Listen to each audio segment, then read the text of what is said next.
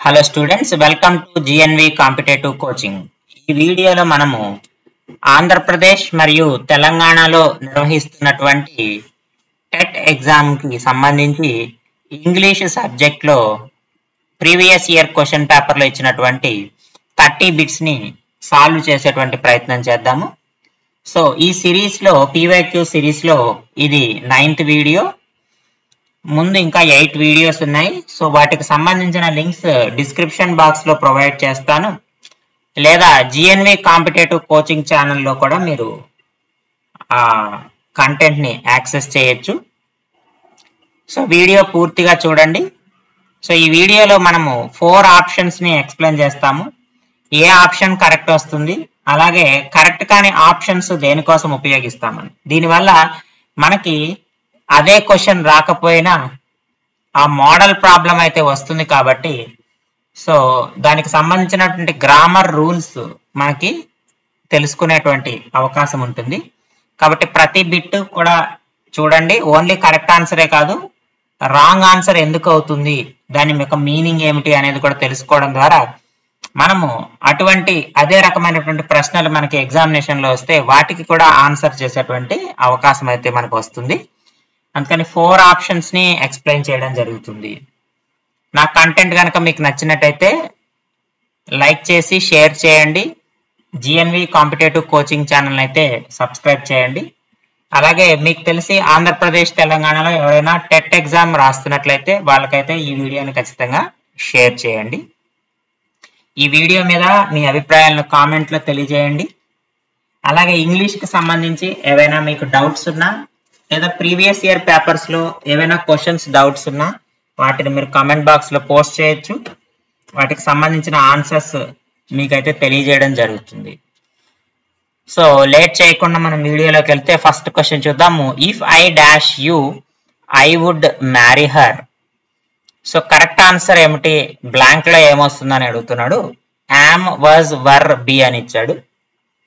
So ఎప్పుడైతే ఒక్కసారి ఈ సెంటెన్స్ ని మనము అర్థం చేసుకోవాలి. ఈ సెంటెన్స్ లో ఏమంటున్నాడంటే ఇఫ్ ఐ డాష్ యూ, నేనే, నువ్వే గనక నేనైతే అంటున్నాడు. అది జరగదు కదా. So it is a hypothetical solution situation. It is a hypothetical situation. Hypothetical situation అంటే ఇమాజినరీ ఆర్ అన్రియల్, అంటే ఆ విషయం జరగదు.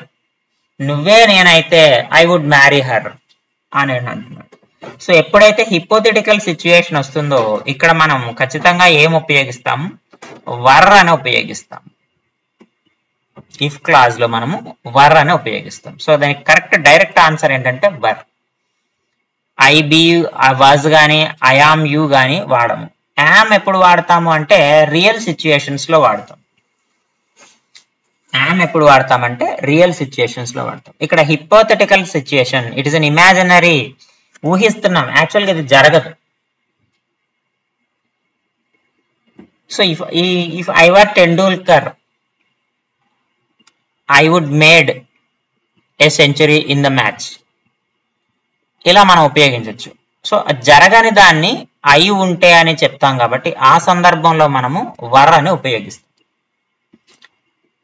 సో నెక్స్ట్ క్వశ్చన్ చూడండి. She dash plants 8 AM yesterday.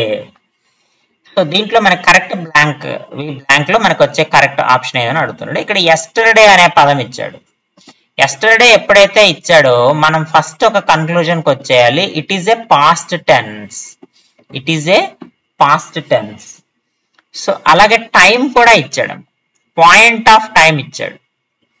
8 గంటలకు, సో పొద్దున్నే 8 గంటలకు నీళ్లు పోసింది అని చెప్తున్నాడు, ప్లాంట్స్ కదా.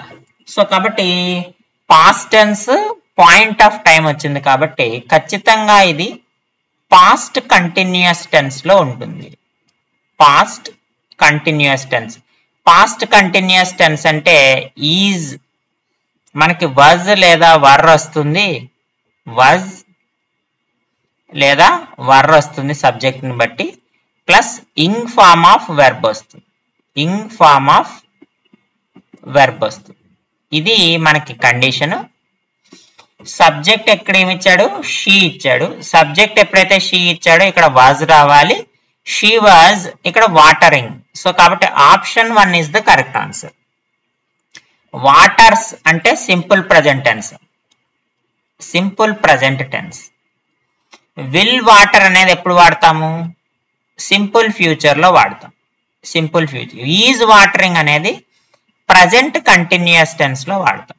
ప్రజెంట్ కంటిన్యూస్ టెన్స్ లో. ఇందులో ఏది కూడా పాస్ట్ కాదు. ఎందుకంటే ఇక్కడ యెస్టర్డే ఎప్పుడైతే మనకి నిన్న అని ఇచ్చేసాడో మనం ఖచ్చితంగా పాస్ట్ టెన్స్ లోనే వెర్బ్ ఉంటుంది కాబట్టి వెర్బ్ పాస్ట్ టెన్సే వాడాలి.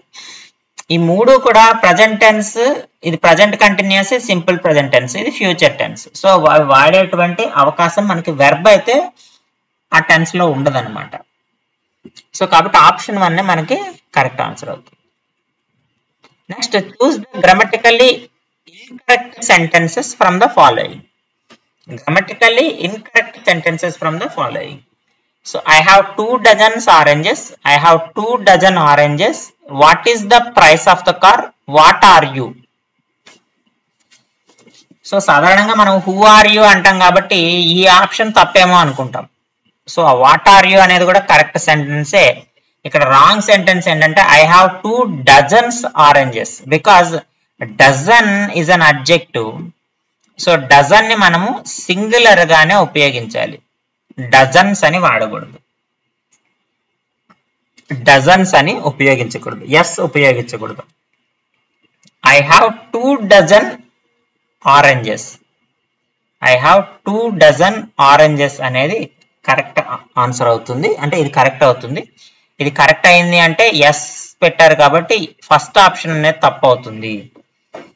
సో మనం ఉపయోగించేటప్పుడు డజన్స్ ని మనము dozen, because dozen is a numerical adjective.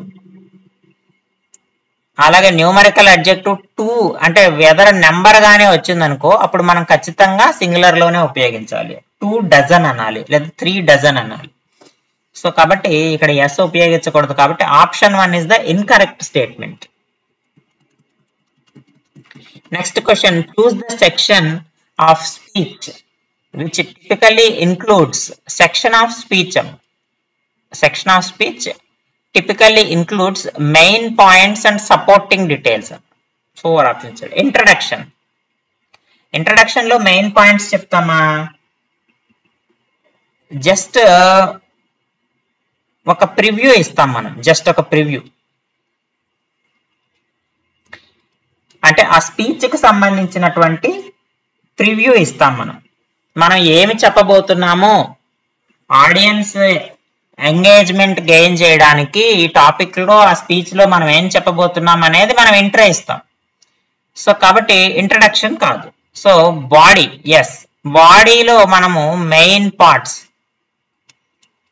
మనకు కావాల్సిన main parts, supporting details, charts, conclusion ఏవైనా మనం చెప్తాం. మొత్తం టాపిక్ కి సంబంధించిన పూర్తి ఇన్ఫర్మేషన్ బాడీలో ఉంటుందమ్మా. సో ఆప్షన్ 2 మనకి correct answer, suitable answer. Conclusion అంటే at the end of the topic. So final topic అనమాట. సో ఫైనల్ థాట్ అంటాం. సో ఆఖరుగా మనం దాని గురించి ఏం చెప్తాము అనేది ఫైనల్ కన్క్లూజన్ లో చెప్తాము. ఎంగేజ్మెంట్ అంటే చెప్పేటువంటి స్పీచ్ యొక్క క్వాలిటీని బట్టి ఆడియన్స్ ఎంగేజ్మెంట్ ఎలా ఉందనేది చెప్తాము. But this option is not related to given question. Question కి దీనికి రిలేట్ అయ్యి లేదు. సో కాబట్టి కరెక్ట్ ఆన్సర్ ఏంటంటే బాడీ. ఇంట్రడక్షన్, బాడీ, కన్క్లూజన్ ఈ మూడు ఒక సర్టెన్ పర్టికులర్ ఆర్డర్ లో వస్తాయి. స్పీచ్ ఇచ్చేటప్పుడు ఫస్ట్ ఇంట్రడక్షన్ ఇస్తాము, తర్వాత మెయిన్ పాయింట్స్ అంటే బాడీ, తర్వాత కన్క్లూజన్, లాస్ట్ ఫైనల్ థాట్స్ చెప్తాం. సో ఈ ఆర్డర్ లో వస్తుంది. సో మన మెయిన్ పాయింట్స్, సపోర్టింగ్ డీటెయిల్స్ అన్నాడు కాబట్టి body, option 2 is the correct answer. Next question చూడండి, choose the punctuation mark use to indicate strong emotion. ఎప్పుడైతే స్ట్రాంగ్ ఎమోషన్ అన్నాడో ఎక్స్క్లమేషన్ మార్క్ ఉపయోగిస్తామమ్మా. కామా అంటే లిస్ట్ ఆఫ్ ఆబ్జెక్ట్స్ ని సెపరేట్ చేయడానికి ఉపయోగిస్తాం. కామా ఎందుకు ఉపయోగిస్తామంటే separate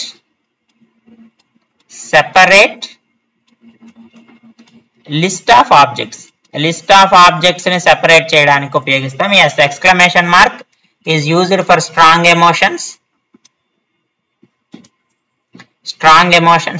Question mark is for questioning.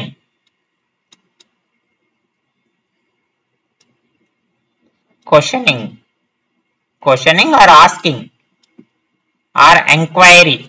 దానికి ఉపయోగిస్తాం. Full stop is used for declarative sentences. Declarative sentences or statements. వీటికి మనం ఫుల్ స్టాప్ ఉపయోగిస్తాం. కాబట్టి స్ట్రాంగ్ ఎమోషన్ కి ఎక్స్క్లమేషన్ మార్క్ ఉపయోగిస్తాం. Next choose the correct sequence. So మనకి 4 పదాలు ఇచ్చాడు. 4 పదాల్లో కరెక్ట్ సీక్వెన్స్ ఏంటని అడుగుతున్నాడు. ఇన్వాల్వ్ ఒకటి రాద్దాము. INVOLVE ఇది ఒక పదము. ఇన్వైట్ INVITE ఇది ఒక పదము. ఇన్వెన్షన్ INVENTION ఇది ఒక పదము. INVIGILATION invigilation. ఇది A, ఇది B, ఇది C, ఇది DM. సో ఒకసారి చూసుకుంటే అన్నిటిలోనూ INV కామన్ గా ఉంది. అవి పక్కన పెట్టేసేయండి. 4th లెటర్ మనకు వస్తుంది. 4th లెటర్ E వచ్చింది చూడండి. E ఫస్ట్ వస్తుంది కదా. కాబట్టి ఫస్ట్ ఏమొస్తుందమ్మా? C వస్తుంది. 3లో ఏ వచ్చింది కాబట్టి 3 ఆప్షన్స్ కాదు. అయితే 4th ఆప్షనే కరెక్ట్ అయి ఉంటుంది. చూద్దాం. నెక్స్ట్ E వచ్చింది కాబట్టి తర్వాత B గాని D గాని వస్తుంది. B గాని D గాని రావాలంటే తర్వాత లెటర్ చెక్ చేయాలి. G ఫస్ట్ వస్తుంది కాబట్టి D వస్తుందమ్మా. D సెకండ్ వస్తుంది. సో B ఆటోమేటిక్ గా థర్డ్ వస్తుంది. A ఆటోమేటిక్ గా 4th వస్తుంది. కాబట్టి కరెక్ట్ సీక్వెన్స్ ఏంటి? CDBA. So CDBA option 4 is the correct answer. Next one of the following is not a linker that indicating addition. Addition furthermore అన్నా ఎడిషనే, in addition అన్నా ఎడిషనే, additionally అన్నా ఎడిషనే. So ఈ 3 కూడా లింకర్సే ఎడిషన్ కి. ఇక్కడ మనల్ని అడిగింది ఏంటి? నాట్ ఏ లింకర్ అన్నాడు. So eventually option 3 is the correct answer. Eventually అంటే ఏం చెప్తుందంటే a point of time, certain point of time మనకు చెప్తుంది. లేదా ఇన్ ద ప్రాసెస్, లేదా after a period of time. ఇది కూడా మనం ఈవెన్చువల్లీ అనే పదాన్ని ఉపయోగిస్తాము. పాయింట్ ఆఫ్ టైం కానీ, పీరియడ్ ఆఫ్ టైం కానీ, at the end of the time, ఏదైనా ఒక ఈవెంట్ ఎండ్ అవుతున్నప్పుడు. సో ఈ సందర్భంలో మనం ఈవెన్చువల్లీ ఉపయోగిస్తాం కాబట్టి option 3 is the correct answer. Next choose the complex sentence from the following. ఇచ్చా వెరీ సింపుల్. ఇది సిన్స్ అని ఇచ్చాడు. ఎప్పుడైతే ఇక్కడ డిపెండెంట్ క్లాజ్ వచ్చేసింది, అలాగే he had no time to relax, it is an independent clause. ఎప్పుడైతే డిపెండెంట్ క్లాజ్, ఇండిపెండెంట్ క్లాజ్ ఉంది, సబార్డినేటింగ్ కంజంక్షన్ సిన్స్ ఉంది కాబట్టి ఖచ్చితంగా option 1 is the correct answer. ఈ మిగతా 3 కూడా సింపుల్ సెంటెన్సెస్. మిగతావి కూడా ఇది ఒక్కటే కాంప్లెక్స్ ఇచ్చాడు. మిగతా 3 simple sentences. We always eat dinner together, he doesn't like vegetables, I don't want anything or drink. So ఇవి ఖచ్చితంగా 3 సింపుల్ సెంటెన్సెస్ అవుతాయి. వీటిలో ఇండిపెండెంట్ క్లాజెస్ ఒకటే ఉన్నాయి. మన కాంప్లెక్స్ సెంటెన్స్ వచ్చేసి ఆప్షన్ 1 అవుతుంది. Next one of the following is not a reflexive pronoun. It is a very simple question. ఇక్కడ myself, yourself, himself. His self అనేది ఉండదు, నాట్ అన్నాడు చూడండి. హిజ్ సెల్ఫ్ అనేటువంటి రిఫ్లెక్సివ్ ప్రొనౌన్ ఉండదు. Myself అనేది I కోసము, yourself అనేది యూ, హిమ్ సెల్ఫ్ అనేది హీ కోసం. సో ఇవి రిఫ్లెక్సివ్ ప్రొనౌన్స్. సో కాబట్టి his self is the correct answer. Next choose the correct interjection to convey excitement or happiness. Sorry, oh no, hurray, stop. Sorry ఎప్పుడు ఉపయోగిస్తాం మనం? Apology, ఎవరికన్నా apology చెప్పాల్సి వచ్చినప్పుడు సారీ ఉపయోగిస్తాం. Oh no, so express sorrow or disappointment. Sorrow గాని disappointment కోసం వాడతాం. Hurray, yes, it is happiness. Happiness కోసం మనం హుర్రే అనే పదాన్ని ఉపయోగిస్తాం. Stop, so cease an action, cease and action ఆ సందర్భంలో ఉపయోగిస్తాం. కాబట్టి ఇచ్చిన ఆప్షన్స్ లో కరెక్ట్ ఆన్సర్ ఏంటి? హుర్రే. హ్యాపీనెస్ కు ఉపయోగిస్తాము. Option 3 correct answer. Next choose the phrasal verb that means to search thoroughly. బాగా వెతకండి అని. సో బాగా వెతకండి అన్నప్పుడు బ్రింగ్ అప్. బ్రింగ్ అప్ అంటే to raise a topic. To raise a topic, ఏదైనా ఒక విషయాన్ని ప్రారంభించడం, ఎత్తి చూపడం అని వస్తుంది. రన్అట్, రన్అట్ అంటే నథింగ్ లెఫ్ట్ లేదా నన్ లెఫ్ట్, అంటే చేయడానికి ఇంకా ఏమీ లేదు. So water is running out అంటాం, లేదా మిల్క్ ఈజ్ రన్నింగ్ అవుట్ అంటాం, అయిపోతున్నాయి లేవు తెచ్చుకోవాలి అన్నట్టు. Next look into, look into means investigation, investigation or examine అని అర్థం వస్తుంది. పుట్ ఆఫ్, డిలే లేదా పోస్ట్ పోన్, ఇది దీని మీనింగ్. సో కాబట్టి వాడు అడిగింది ఏంటి, టు సర్చ్ థరోలీ. సో దీనికి కరెక్ట్ సూటబుల్ ఆప్షన్ ఏంటమ్మా, లుక్ ఇన్ టు. ఆప్షన్ 3 మనకి కరెక్ట్ ఆన్సర్ అవుతుంది. Next choose the sentence type that often express excitement. మళ్ళీ అదే ఇక్కడ ఎక్సైట్మెంట్ అంటే ఎక్స్క్లమేటరీ సెంటెన్స్, ఎక్సైట్ అంటే మనకి ఎక్స్క్లమేటరీ సెంటెన్స్. ఎందుకంటే ఇంపరేటివ్ సెంటెన్సెస్ అంటే మనకు ఆల్రెడీ తెలుసు, కమాండ్ లేదా రిక్వెస్ట్ చేయడానికి మనం ఇంపరేటివ్ సెంటెన్సెస్ ఉపయోగిస్తాం. Interrogative sentences used for asking questions, ప్రశ్నలు అడగడానికి మనం ఉపయోగిస్తాం. Declarative sentences is used for statements. So excitement లేదా స్ట్రాంగ్ ఎమోషన్స్ కి మనము ఎక్స్క్లమేటరీ సెంటెన్సెస్ ఉపయోగిస్తాం. So option 4 is the correct answer. Next the man said to the officer please help me. Man said to the officer, ఇక్కడ request ఉందమ్మా, request ఉంది కాబట్టి reported verb ఏమవుతుంది మనకి, రిక్వెస్టెడ్ అవుతుంది. The man requested to the officer అనే పదం వస్తుంది. ఇక్కడ మ్యాన్ సెడ్ అన్నాడు, 4 కాదు 1 కాదు, రిక్వెస్టెడ్ ఉంచోటి the man requested the officer to helping him. Helping ఎందుకు వస్తుంది, ఇక్కడ వెర్బ్ ఫామ్ ఏమి ఇంగ్ ఫామ్ ఏమి లేదు కదా, సో కాబట్టి ఇక్కడ కూడా ఇంగ్ ఫామ్ ఉండదు. సో కాబట్టి కరెక్ట్ ఆన్సర్ ఏమవుతుంది, option 2, the man requested the officer to help him. Help me అన్నది టు అవుతుంది, టు హెల్ప్ అని అవుతుంది. సో కాబట్టి option 2 is the correct answer. Next our principal and mathematics teacher dash on leave. So చూడండి ఇక్కడ our principal, చూడమ్మా, our principal and mathematics teacher, he is one person, ఒకటే వ్యక్తి. ప్రిన్సిపల్ అతనే, మ్యాథమెటిక్స్ టీచర్ అతనే, కాబట్టి it should be treated as a singular. It should be treated as a singular. So our principal and mathematics teacher is on leave. Is on leave. Are gaani were gaani plural ki ఉపయోగిస్తాం కదా, plural ki ఉపయోగిస్తాము. So B అనేది B form ఇక్కడ మనం fit అవ్వదు. So కాబట్టి correct answer ఏంటంటే is on leave. ఒకవేళ our principal and our mathematics teacher, our principal and our mathematics teacher అని ఇస్తే అప్పుడు దాన్ని ప్లూరల్ గా కన్సిడర్ చేయాలి. అండ్ తర్వాత అవర్ లేదు కాబట్టి it could be treated as singular and only 1 person అని మాత్రమే మనం ఇక్కడ కన్క్లూజన్ కి రావాలి. Next A 4-wheeled carriage a baby pushed by a person on foot. So ఒక బేబీ కోసం క్యారేజ్ 4-wheeled carriage. సో దానికి ఏం పేరు అంటారు అంటున్నాడు, స్పామ్. స్పామ్ అంటే మనకి ఈమెయిల్స్ లో వస్తుంది కదా, అన్నెసెసరీ మెసేజెస్ ఏవైతే ఉంటాయో వాటిని మనము స్పామ్ అంటాం. ఇర్రిలెవెంట్ మెసేజెస్, మనకు అవసరం లేనివి అలాంటివి గనక వస్తే pram. So pram is the perambulator. Perambulator కి షార్ట్ ఫామ్. యాక్చువల్గా perambulator is called baby carriage. So దీన్నే మనము బేబీ క్యారేజ్ అంటాం. సో ఆప్షన్ 2 మనకి కరెక్ట్ ఆన్సర్ అవుతుంది. కార్ట్ లేదా బగ్గీ. కార్ట్ అంటే vehicle used for transport. Vehicle used for transport goods or people, anything. Buggy is also a light weight vehicle. Buggy కూడా vehicle అనే అంటాము. So it is push chair ఉంటుంది, ఒక push chair ఉండి దాంట్లో మనము లైట్ వెయిట్ వెహికల్ యూజ్ మామూలుగా goods transport చేయడానికి ఉపయోగిస్తాం అన్నమాట.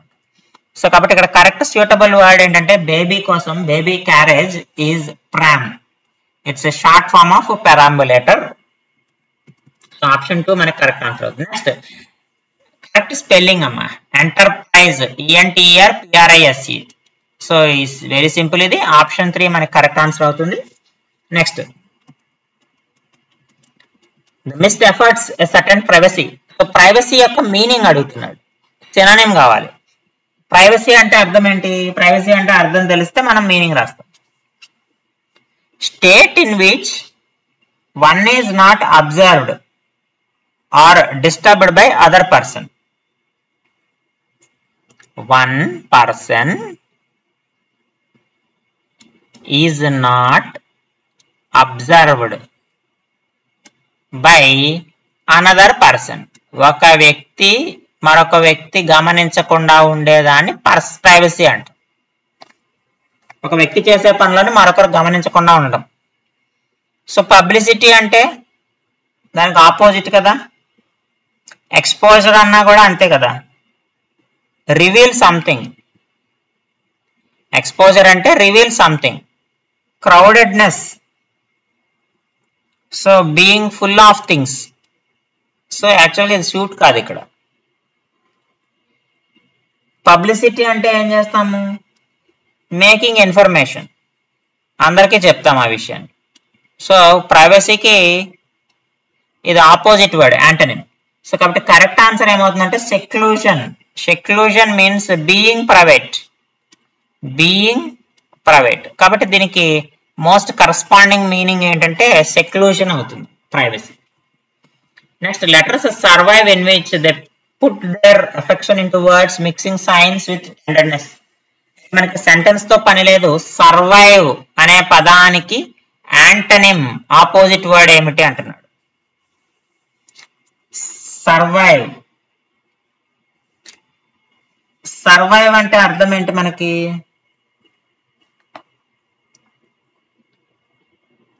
సో సర్వైవ్ అంటే దేని నుంచి అయినా మనం సస్టైనిటీ, సో కీప్ సంథింగ్, లేకపోతే దేని నుంచి అయినా మనం బయటపడటం.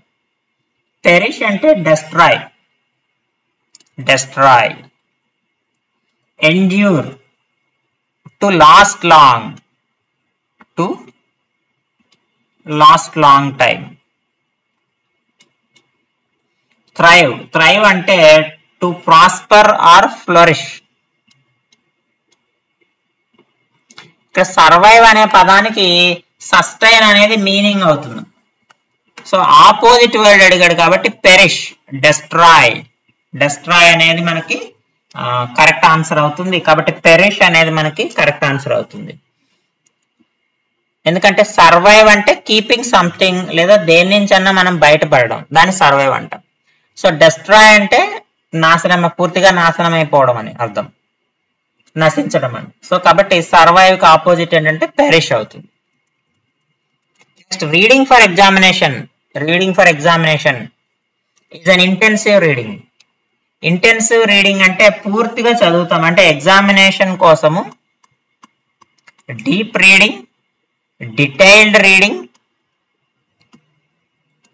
అలాగే focusing on analysis, focused analysis, to understand and memorise.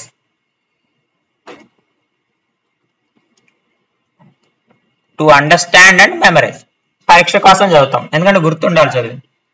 Extensive reading అంటే నాలెడ్జ్ కోసం చదువుతాం. లార్జ్ అమౌంట్ ఆఫ్ టెక్స్ట్ ఉంటుంది ఎక్స్టెన్సివ్ రీడింగ్ లో.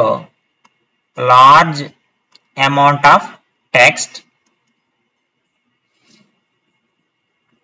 For understanding. For understanding, understanding Joy. So reading అనేది జాయ్, మనం సరదాగా మనం నేర్చుకోవడానికి చదువుకుంటాం, నాలెడ్జ్ ఇంక్రీజ్ చేసుకోవడం. బట్ ఎగ్జామినేషన్ పాయింట్ ఆఫ్ వ్యూలో అలా ఉండదు, మనం మెమరైజ్ చేసుకోవాలి. కాబట్టి డీటెయిల్డ్ గా ఫోకస్డ్ అనాలిసిస్ చదువుతాం, కాబట్టి ఇంటెన్స్ రీడింగ్ అవుతుంది. ఎక్స్ట్రా రీడింగ్, టెన్షన్ రీడింగ్ అనేవి కరెక్ట్ ఫార్మ్ సెంటెన్సెస్ కాదు. Next the group doesn't come under content words. ఎప్పుడైనా సరే గుర్తుపెట్టుకోండి, ఈ 3 కంటెంట్ వర్డ్స్ అవుతాయి. నౌన్స్ కానీ, వెర్బ్స్ కానీ, అడ్జెక్టివ్స్ కానీ. ప్రిపోజిషన్స్ ఎప్పుడు కూడా ఫంక్షనల్ వర్డ్స్. ఫంక్షనల్ వర్డ్స్ అంటే వాటికి అవే మీనింగ్ ఉండదమ్మా. అవి నౌన్స్ తో కానీ, అడ్జెక్టివ్స్ తో కానీ, వెర్బ్స్ తో కానీ కలిసి అవి మీనింగ్ ఏర్పాటు చేసుకుంటాయి, మీనింగ్ ఫామ్ చేస్తాయి. ఇండివిజువల్ గా వాటికి మీనింగ్ ఉండదు. సో కాబట్టి functional words is the correct, prepositions is the correct. Option 4. Next, a good lesson plan is dash for good teaching. Is a prerequisite. A prerequisite. Post requisite అంటే అయిపోయిన తర్వాత కదా. అయిపోయిన తర్వాత ఏముంటుంది? సో ఒక లెసన్ ప్లాన్ మనం తయారు చేస్తున్నామంటే it's prerequisite for good teaching. మంచి లెసన్ ప్లాన్ మనం తయారు చేసుకుంటే ఆ పాఠాన్ని మనం చక్కగా విద్యార్థికి అందించగలం. సో ఇవి రెండు ఇక్కడ సూటబుల్ కాదు, ఈ 3 కూడా.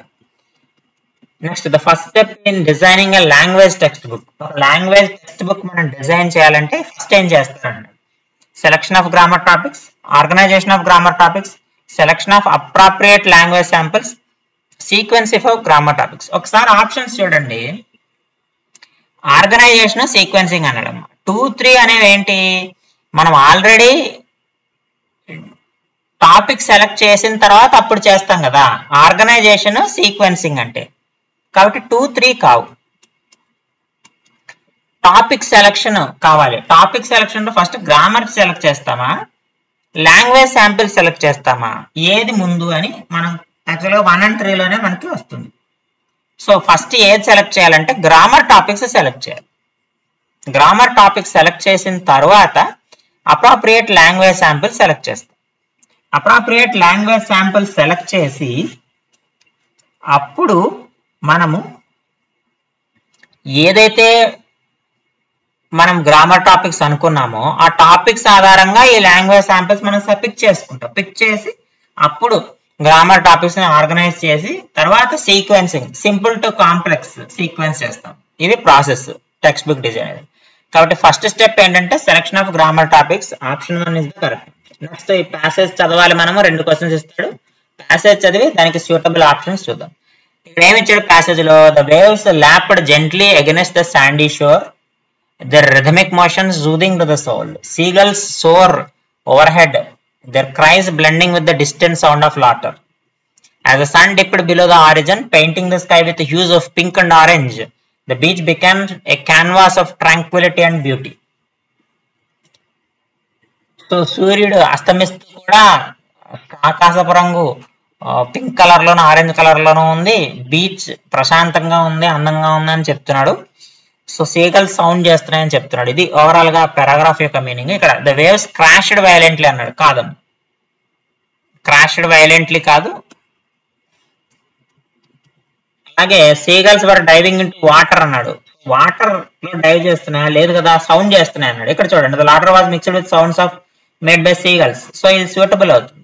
Sunset paint by sky shade green and blue అన్నాడు. ఇక్కడ పింక్ అండ్ ఆరెంజ్ అయితే గ్రీన్ అండ్ బ్లూ అన్నాడు. కాబట్టి ఆప్షన్ 3 మనకి ప్యాసేజ్ తో సూట్ అవుతుంది. 4 కూడా సేమ్ అదే ప్యాసేజ్ ఇస్తాడు. Beach was empty and divide అన్నాడు. సో ఇది తప్పు. Sun rose high in the sky అన్నాడు. ఇది కూడా తప్పు. రోజ్ కాదు కదా. సో సూర్యుడు అస్తమిస్తున్నాడు అని చెప్తాడు. Next, sound of seagulls added to the peaceful ambiance of the beach. Yes, ఇక్కడ కూడా option 3 correct. Waves were still and stagnant అన్నాడు. ఇది కూడా లేదు. With no movement on sound. ఇది కూడా కాదు. వేవ్స్ వస్తున్నాయని చెప్తున్నాడు. సో కాబట్టి ఇక్కడ కూడా మనకి ఆప్షన్ 3 కరెక్ట్ ఆన్సర్ అవుతుంది. Next, learning proceeds from concrete to abstract is because of psychological principles. Oral fluency అంటే ఒక వ్యక్తి భాషను ఏ విధంగా మాట్లాడగలడు అనేదమ్మా. సోషల్ బ్యారియర్స్, సైంటిఫిక్ ఎక్స్పెరిమెంట్స్ కూడా కాదు. కాబట్టి సైకలాజికల్ ప్రిన్సిపల్స్ ఆధారంగానే మనం ఏదైనా ఒక విషయాన్ని నేర్చుకోవాలంటే కాంక్రీట్ నుంచి అబ్స్ట్రాక్ట్, ఆ కాంక్రీట్ లెవెల్ నుంచి అబ్స్ట్రాక్ట్ లెవెల్ కి మనం వెళ్తాము. So because due of psychological principles. Next, passive vocabulary is called main vocabulary, direct vocabulary, recognised vocabulary, essential vocabulary.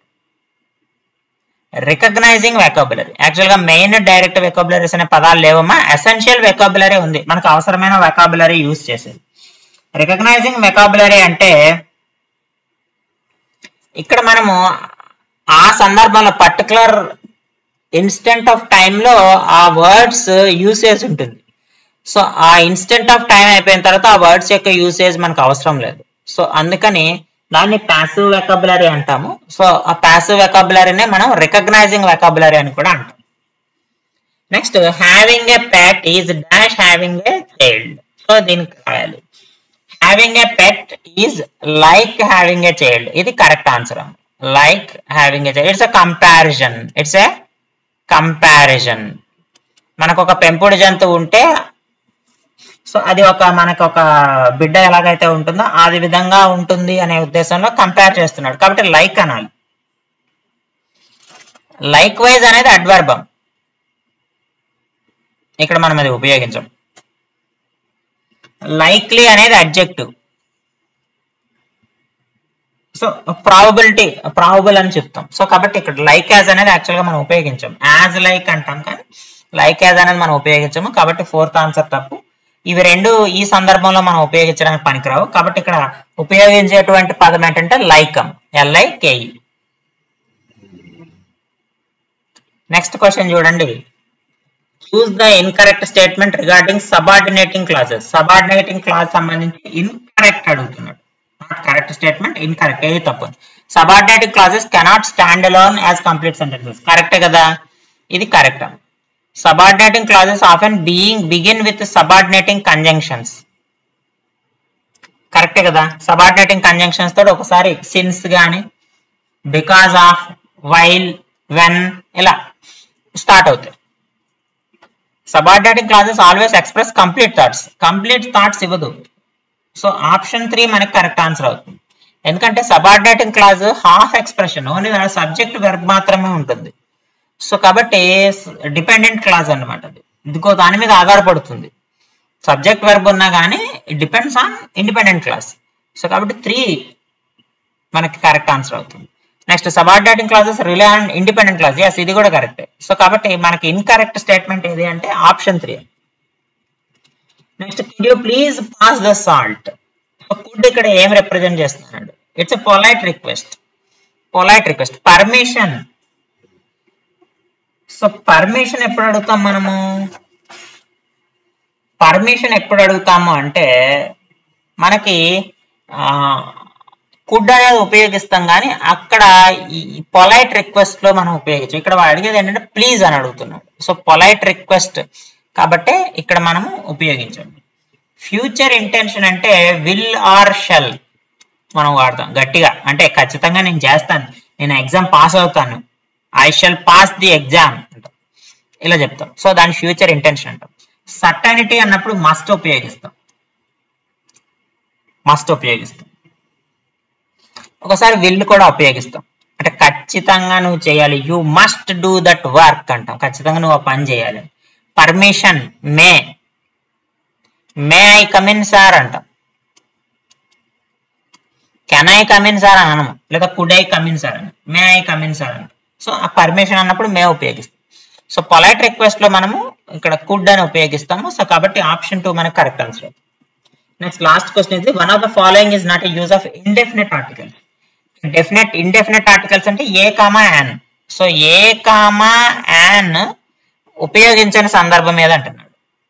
Introducing a singular noun introduce చేస్తే సో కాబట్టి ఇక్కడ ఉపయోగిస్తాం.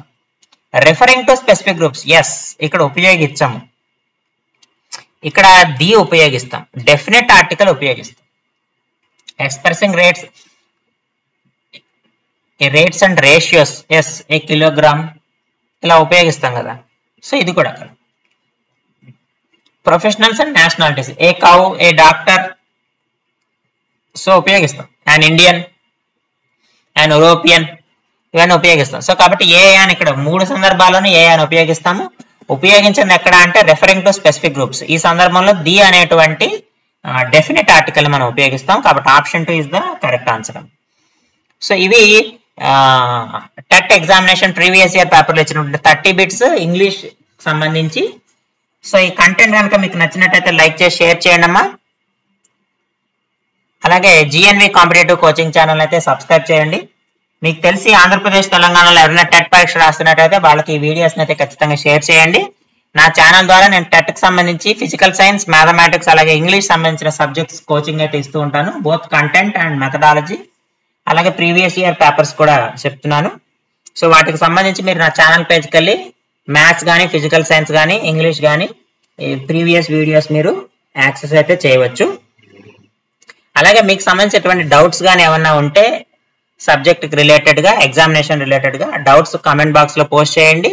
వాటికి సంబంధించిన ఆన్సర్స్ అయితే ఇవ్వడం జరుగుతుంది. Thank you for watching.